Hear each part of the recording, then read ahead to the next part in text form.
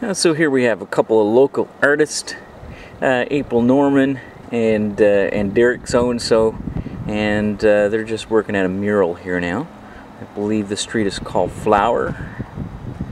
It's just below Elizabeth by Brazil Street, just north of the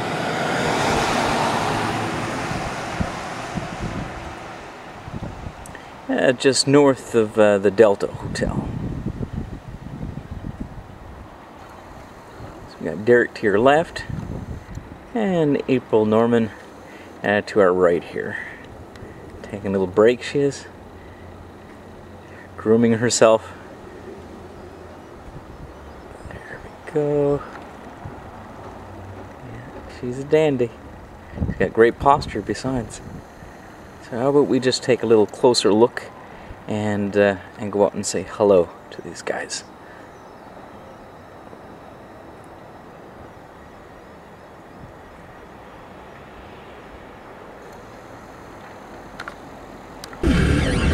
Listen mornings and help the Dawn Patrol to get down to half, and you could win the ultimate garden kit.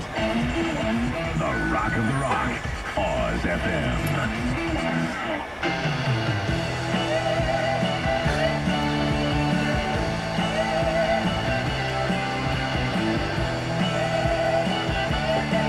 I think April's a little bit camera shy. How's it going, Derek? Good, fine. Great job you're doing.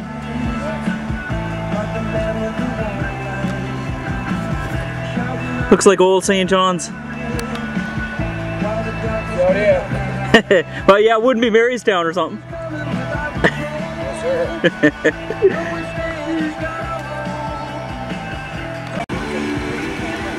What was that? When I told you to come by, I didn't say you were camera shy. Oh, are you camera shy? Yes. Oh, really? You know, you'd never say by the look of you. Oh, I was getting a good look besides. Yeah. Why, that's a dandy job you're doing there.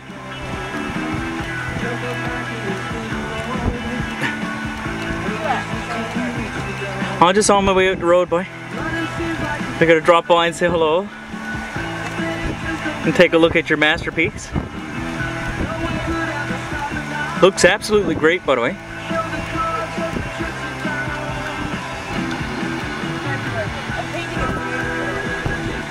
What's that? I was painting it for you, so I'm glad you liked it. Oh, I'm so honored.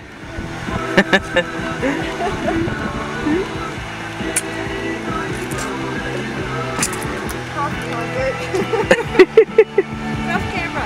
Okay. I'm just gonna do up a little video and send it to you. So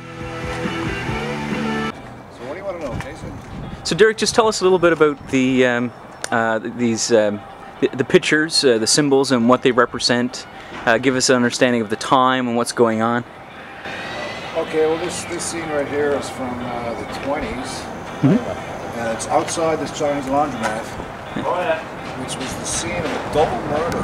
The day this photograph was taken, there was a double murder right out here in front of this Chinese laundromat where a Chinaman murdered two other Chinamen. And he was the last man to be hanged in Newfoundland. I think it's somewhere around 20s, yeah. Yeah, the whole area is Burn Street, which no longer exists. It was this whole area down around where the City Hall is now, the Delta Hotel, which was the slums of all St. John's. There was no plumbing, there was no people were freezing and starving. It was the slums for sure. And this man here is, his name is Samuel Merrills, and he was a cooper. He made wheels, obviously, and he made caskets and barrels and things like that. From Lime Street, he shot us on Lime Street. And this thing here is the scene used to happen here every night. The city utility workers would have to go around and light the gas lamps by hand in the evenings. Wow. Climb up the pole and light the gas lamps. That's what's going on there. Yeah. And then it goes up into Kenny's Food Store, which is down the bottom of Brazil Street on New Gower. So it's been down now for 20 or 30 years, but everybody remembers it. So the woman there with her bicycle, how come she doesn't have a nanny bin in front of her bike for groceries and stuff? Because ladies didn't do work. Ladies were, she was obviously an elegant lady. She was a lady of privilege, I think. So her bicycle was just for pleasure, for recreation. She wasn't working or shopping or anything. She was just out for a ride. Oh, okay. Yeah. Trying to ride a crossbar bicycle with a ankle-length skirt on, which couldn't have been easy. No, it took skill, I'm sure. And so Clear knickers. oh yeah. So Kenny's, this is a bakery, grocery. A fruit store. Oh, okay. And I would imagine all the locals would have came to this place. Oh yeah, well, most people around this neighborhood remember Kenny's fruit store. Yeah. And tell us about the vehicle here to the right of it. That vehicle is a 1962 Corvair, which was a very sporty looking car at the time, but apparently a bit of a lemon. Never worked properly, all kinds of problems. Okay. But a fine looking car, obviously. Okay. So Derek, that means that we're going ahead in time in comparison to Yes. to the left side of the Yeah, mural. we've just jumped about 60 years there from the Samuel murals. Oh, okay.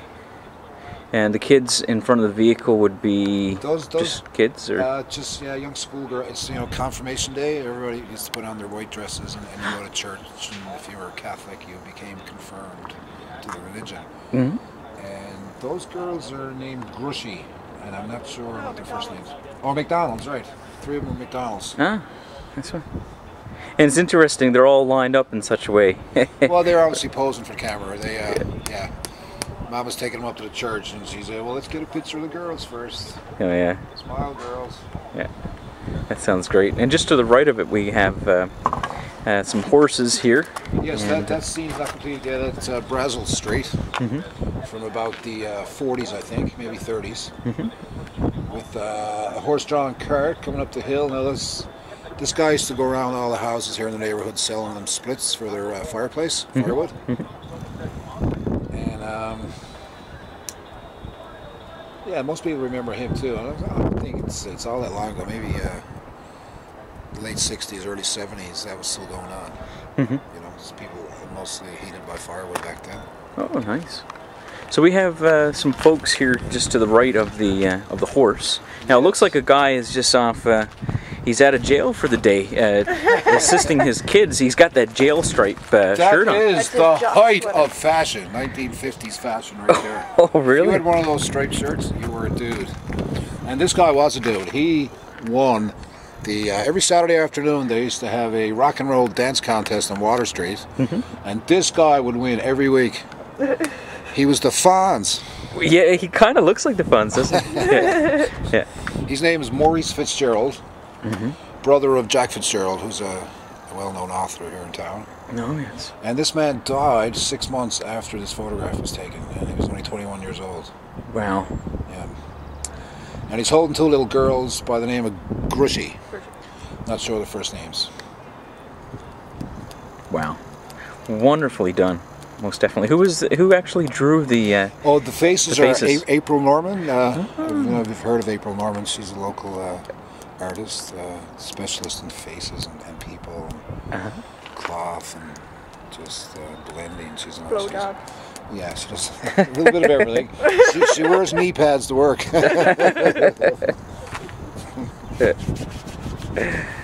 Interesting. And we got some dudes over here as well, eh? Yeah, those dudes are local dudes from the hood here, just hanging out.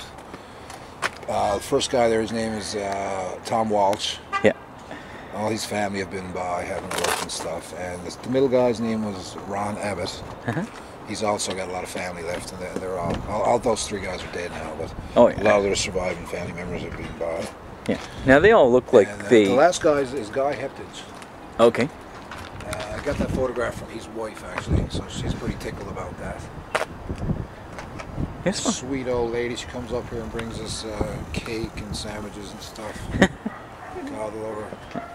I want her to be my nanny. They have an interesting dress. You notice the guy to the far right. He has a hat on. Would Yes. that be somewhat typical? Would there be any associations to England or Ireland? Was that kind of a new hip? Do you have any idea in regards to that hat? Or? Well, I mean, it's the start of the day, really. If you look at any photographs from the 50s, like a crowd scene or anything like that, every single man had a hat on. Bowler hat or fedora. It's mostly fedoras, but you would never see a man's bare head in the 50s and before. Wow. Well, Derek, the narrator, I'd just like to thank you. Thanks for coming by and taking an interest in our mural project. It's been a pleasure. It's been a pleasure to speak with you. And thank you, Norman. Excuse me, Miss Norman. I'm here for a cleavage shot if you need it. For your contribution. He's turning this into a porno. Good stuff.